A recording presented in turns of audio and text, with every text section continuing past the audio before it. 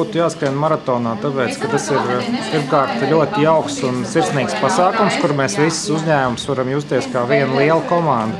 Otrkārt, tāpēc, ka tas ir veselīgi un tas jums palīdzēs labi justies ne tikai šajā maratona dienā, bet arī visu atlikušo gadu.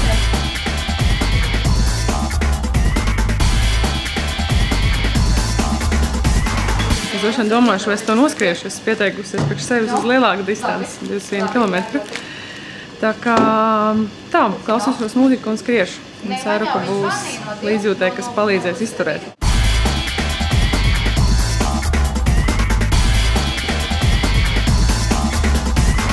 Jā, kad izmēģināšu 5 km distanci, domāju, tas būs labs sākums, lai tiektos uz pilno maratona distanci, varbūt arī 2.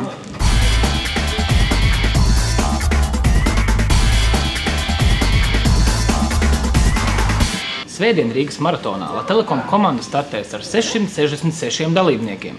Tie būs ne tikai spēcīgi veči un kārtīgas dāmas, bet arī vareņi ņipri bērni.